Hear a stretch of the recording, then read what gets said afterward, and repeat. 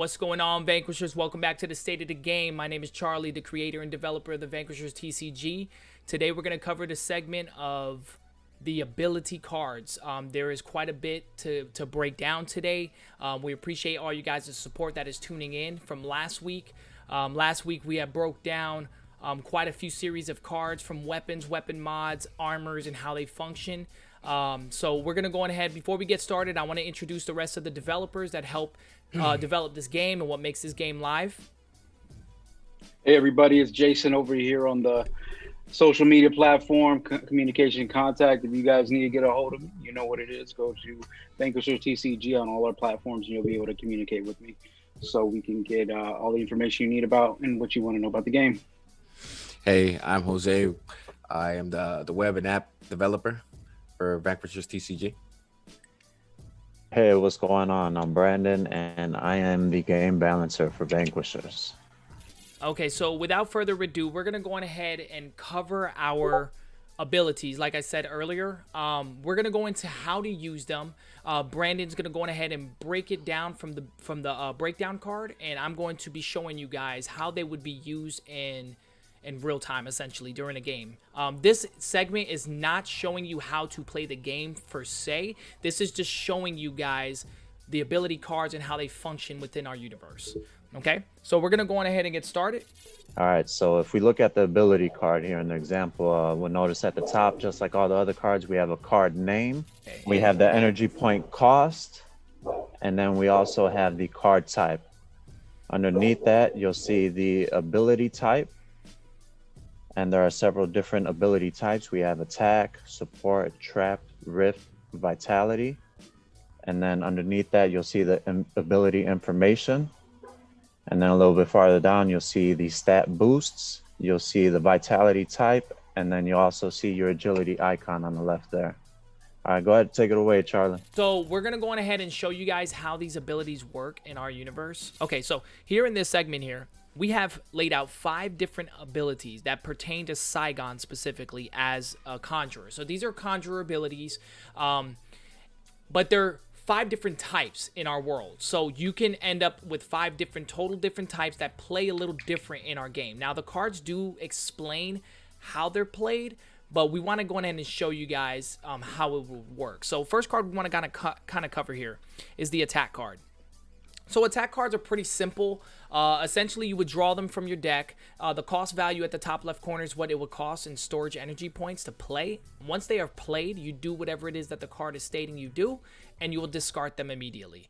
Let me go on ahead and take that and show you how that would be played. So if the ability was in my hands, and I went on ahead and played this card, I would then activate it here onto the abilities squared area. And in this area here, you would then do whatever it is that it states it does. Where in this case here, this ability would deal 4 critical energy shield damage to your enemy. So this here would just deal direct shield damage to your opponent, drop the shield down, and then immediately you'll then discard this card over here into the discard pile.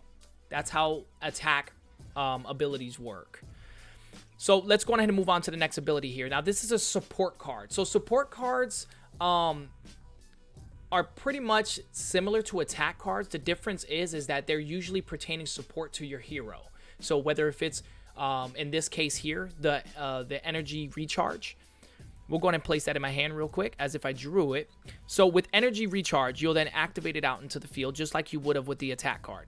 The difference is that this card ends up having some kind of stat that helps your hero. So in this case, it's a very, very powerful conjurer card. This card will allow you to restore energy shields to max. So once you're done with that, just like you would with attack cards, you'll then discard this card immediately into the discard pile. So that's how support cards typically work in our universe. But like I said, a lot of them are kind of different based off the heroes that you use. Next card we want to kind of cover are going to be our trap card. So with trap cards, if you draw a trap card and it is in your hand, the cards usually state play this card face down. So that's the way you want to play. So play this card face down. After an enemy targets you,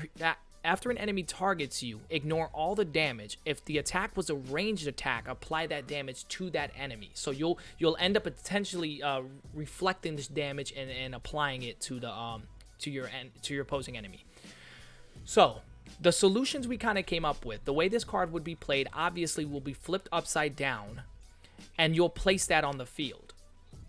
So once you have placed that card upside down, when getting a starter deck, we will include 3 or 4 of these trap card indicators. So these trap card indicators here that are off to the right hand side that I have onto the side of the board basically indicates the player that you're playing against to know how much that storage costs to activate. That way, when using your storage energy points during that turn, that player knows you have burnt 3 storage points or you have burnt 4 storage costs. Traps don't typically cost anything beyond 3 and 4. So that's usually the range point values of what it costs to be able to play a trap card. So in my case here, my trap card was a 4. So I would place this card here on top of that card to let you know that I have played a trap card that cost me 4 point values. When it comes time to actually show the trap, if your hero was to attack my hero, and at this moment I go to flip this card, and it shows the 4 point value, which is matched up to the 4 point value here, I would be able to use this card. It obviously showed I paid the storage energy cost that it took to activate it, and when I played it, it works against you. And when being attacked, you would flip that card and immediately do whatever it is that the effects state that it does to the enemy, and you'll discard that card. So we'll take this card here, flip it, and discard it. So with your trap card indicator, you'll go ahead and place this off to the side in case you play multiple traps, because in this game, you can play multiple traps simultaneously. You can literally lay down like 4 or 5. You can fill the whole cover spot here. All right, so we're going to move on to the next card. Next card we want to kind of focus on is Focus. that was kind of corny, right? So this card here... I knew I'd get somebody to laugh. Popcorning. I knew I'd get somebody to laugh. Okay, so this is our Rift cards. So Rift cards, they are cards that are played in the game that remain in the field permanently. So let me go ahead and draw this card in my hand just to kind of show you how this would be played out. So in your ability side, I have this Rift card, which is called Focus.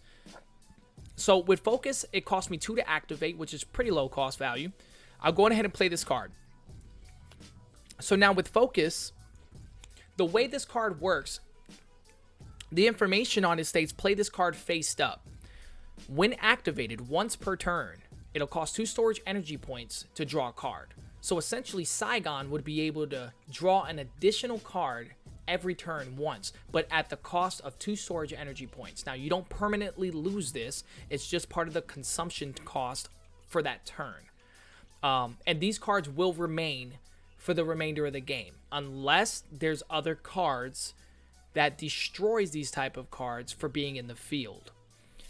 So we're going to go on ahead and move on to the Vitality cards. So in this case here, it's called Grenade Charge. So these Vitalities will be equipped to your hero. So let me go on ahead and show you how these cards work. So with this card in my hands, it states attached to your hero. When activated, add 2 kinetic damage and add 2 critical energy shield damage to your grenades. So any grenade that is activated for Saigon, and with this being activated, you're going to be dishing out more kinetic damage of what the grenade standardly does, and you'll be adding the energy shield damage additionally on top of that. So the way Vitalities work when activated, you'll notice here at the bottom of the board, so you can see there's 4 slots, which means you can personalize your hero by activating multiple Vitalities, up to 4 different Vitality types, onto your hero to make your hero passively stronger and to do more damage with multiple different things. So when activating this card, you'll then place it right below your hero, right below the energy class type. And then when you place it under, it'll then show the stat values necessary here at the bottom corner. Now you'll notice there's a symbol here. So there's different Vitality types that will have different symbols. You cannot, unfortunately, use the same symboled type Vitality on your hero. So if there was another Vitality that would have another hand with energy synchronizing around it, you could not use that one on top of this one that's already activated on Saigon. But there are multiple different Vitalities with multiple different symbols that you can play into the game. Okay, so in addition, I know last week we did talk about the tech class cards, and I know that we did discuss a little bit about how this class works, that it opens up an opportunity and opens up the capability of doing elemental damages and multiplying the damage to your enemies, and this is a quick way to knock down shields, and it just brings an elemental feel to the actual game, which is what we use for energy. Not only it does that, but it also allows you to gain access to unique abilities that pertain to that class type. So for this example, Saigon currently has the tech class. So this would allow him to open up more abilities to be able to use beyond his conjurer class. Right here at the bottom, we'll state what class type cards they are. So ability, and it states tech class. So Cerebral Diversion is the same thing. It's an ability plus it's a tech class. So you must have the tech class activated to use these abilities. If you notice here, that obviously Technological Mimic is a Rift card, which is one of the cards that'll stay remained until the end of the game. And then, of course, Cerebral Diversion is a support card, a card that would obviously be played. After it's been played, you'll play the whatever the term states, and then you'll terminate the card immediately after. So we'll go on ahead and kind of show you this in real time. So if I was to play this card, I would have then activated this out in the field.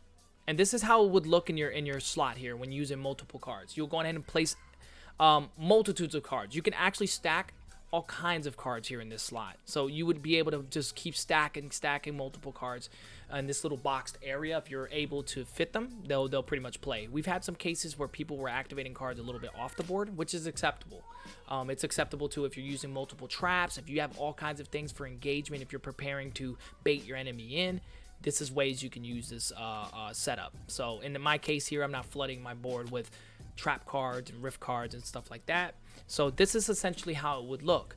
And Cerebral Diversion states you play this card face up, deactivate and steal all vitalities from your enemy for 2 turns.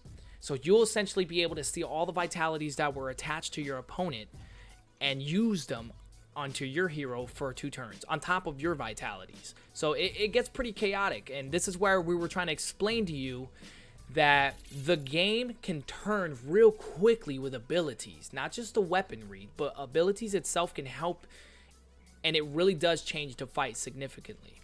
So in this case here, after those 2 turns, you would just simply discard this card. That's how that would work. So we could take a quick look on some of the other classes here. So this here's the Arc class, and these are 2 of the Arc abilities that would pertain to that class specifically. So if your hero was Arc, or if you chose that class, or if you decided to in the middle of combat, someone like Saigon that's a Vanquisher could easily discard his tech class. And if he had in the middle of combat, which let me go and place the rest of these down, if he ended up drawing this card from his deck into his hand, it would cost him 2 storage energy points to activate this now. So once he has placed it onto the field, he could then activate this card. And now he would then be Arc class. So with being the Arc class, now he's able to use Arc abilities. And if that's the next things you would draw, you would then play those abilities with Saigon. So there's the tech class. We have another class here that's Glacier class,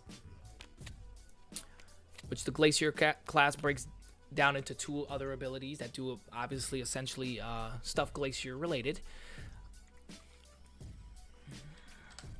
Then we have the Solar class, which has 2 solar abilities, which are unique and personal to that class. And the Dark, which has their 2 unique abilities. We do plan on expanding these abilities much more bigger. We do plan on making this the classes much more stronger, essentially. So I know for now, just for the beta reasons and for how we're developing, it's usually two abilities per class, which essentially they have grenades too that are unique to the class. I didn't mention the grenade types, but they function pretty much the same way as all abilities. They're usually an attack card that will work for that specifically. So with that being said, I know that we kind of discussed the classes, but there are side effects as well, right, Brandon? Yes, there are side effects. So every class has a unique side effect type. So below that point are going to be the energy class conditions. This is kind of the topic we want to touch on. So with tech classes, there's an ability called glitch. And so the way glitch works is that enemies cannot exile a card at the beginning of their turn. So when getting hit with technology, or if they get you in a technological glitch, you cannot exile a card at the beginning of your turn. So it prevents you from gaining storage energy points, which is a condition that we've added to the game. So burn. Enemies are set on fire and take 1 damage at the beginning of their turn. Burn can stack up to 4 times. So you can actually burn your enemy up to 4 times, and at the beginning of their turn, they can get burnt and get dealt 4 damage by stacking those conditions. Shock. Enemy and enemy allies cannot recover their energy shield points at the beginning of their turn. So when being shocked, you cannot choose to destroy a storage energy point to recover your energy shield points. So it's a pretty tough condition. Something like that is very, very bad for a conjurer. The fact that if a conjurer cannot recover their energy shield points conditions them to the weak points, which is going to be their life. And you can easily drop a conjurer with this shock if played strategically. Frozen. Frozen enemies cannot target, counterattack, or use traps while frozen. So there are some abilities that will counter strike, that when you are being targeted and hit, you immediately target them back. It'll negate all that stuff. So when being frozen essentially doesn't allow you to do anything but take damage. And then of course curse.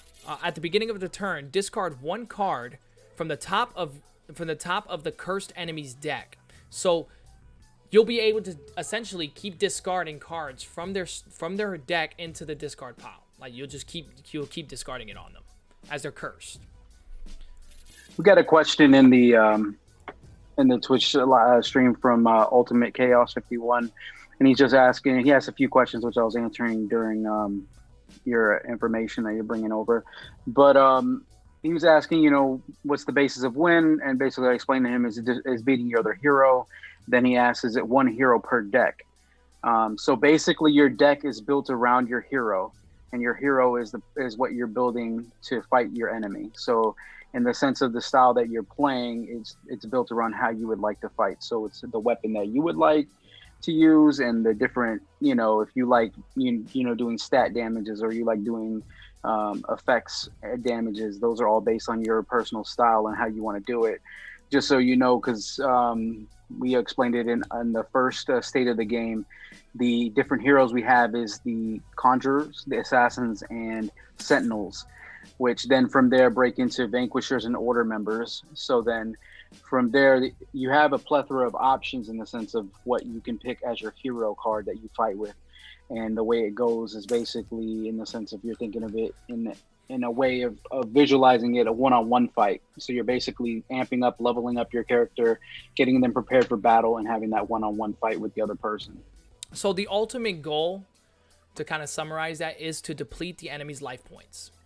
So like Jason mentioned, there are certain classes that are unique, and their techniques can dance around shields and go straight to life points, or you could be a big tank and mitigate so much damage and kind of condition fight your enemy slowly to get their shields down to get to their life points. So a lot of that's going to be personalized between the hero of choice, your build, your play style, how you want to play your hero, which is what makes this game so unique, is the fact that we generally give you a hero with life points and a stat ability. You take it to the next level of what you see that hero's capabilities of doing. Yeah, let's get into the mobile app. Let's just talk about a little bit of what that's going to do for the game. Okay, so we're going to discuss a little bit about this mobile app. Now, it is under beta, just like everything else. Jose's been developing and working on this for about a couple years, give or take. We've been perfecting it as much as possible. So we do understand that carrying hardware with you isn't the most reasonable thing. See, I'm a classic board game player, and me personally, I love having my dice and I love having my tokens with me while playing the game on the board.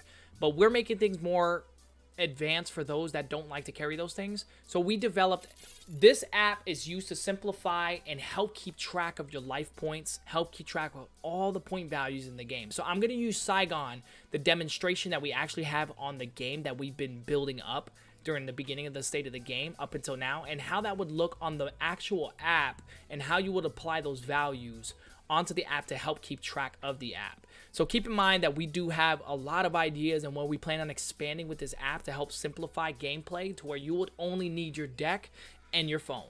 Literally, your deck and your phone. Like, that's all you would need to play the game. It has a built-in dice rolling mechanics. It has built-in abilities for the dice rolling mechanics. And of course, it keeps track of all your storage energy points and usage while playing the game. And this mechanic is going to help hopefully speed up things or just keep it less clunky when moving with hardware. Me personally, I love having the actual hardware. It just helps me play the game smoother and allow me to keep track of things independently. But I know we live in a new age where a lot of it's technologically driven. So we have provided for those people that like that simplicity or just likes to be able to use that on top of all their hardware. So we're going to go into the actual game sequence again. And we're going to go ahead and show you guys this mobile app. So let me see if maybe I can pull off to the left a little bit. Perfect. There you go. So Nice. this here is what the mobile app is going to look like. So it would be on a tablet. It's going to be usable on phones, even on a computer desktop. You can use this mobile tablet with our setup that we're currently working with. So as you notice here, the actual stat points here, this is the life points. So in Saigon's case, it was 20 points. So you would essentially go ahead and keep track of those point values by adding the point values here, his shield points, his life points, and you'll be able to keep track of that, and it will be, you know, touch sensitive, which you'll hit these actual icons here. So your targeting values for your weapon items, which will be weapon 1 and 2, you'll be able to add your targeting values at total. So when you add mods to it, and if a mod's increasing the target, you just keep adding the target, and you won't have to worry about keep adding those values. The value will already keep track here. The total damage value, vice versa, whatever your kinetic damage would be, and of course your critical energy shield damage will be kept tracked here. All the defense that you have of your hero would be kept tracked here. So if you have 6, 12, whatever it is that it takes to hit your hero would be tracked here. And if you had armors or any type of mitigations, you'll end up adding that value here. So your storage energy points, which will be tracked right here. So the symbol that is right side up would end up being the symbol that you'll keep track of your storage points. So for every time you exile, you add a point. So Jose added a mechanic system to the actual app that will keep track of the usage. So for example, if we ended up activating one card that costs 3 storage energy points, you'll add the 3. Then you ended up activating another card that costs 3 more. You activate 3. So now you have obviously 1 more storage energy point, but you may not have anything to activate that is 1 storage energy point. So once you're done and end your turn, when you end turn, it'll actually remove that value back to 0. So that way it'll keeping track of it. So the next turn when you exile, now you have 8. Then you play a card that may cost 3. Then you play another card that costs 3 more, and then maybe 1 more point. And then now that after the end of that turn, you hit end, and it will result the value back to 0. So it helps keep track of things, and it should help move things a little bit quicker. So when in combat, you have these dice mechanic systems, which the 2 dices are here, and the singular roll dice is here. So when you hit the dual dice, it'll roll the values for you, and they're random every single time. So as you roll your dice, 5. And this will help when targeting and attacking. That way you'll have the dice mechanic built into the actual app.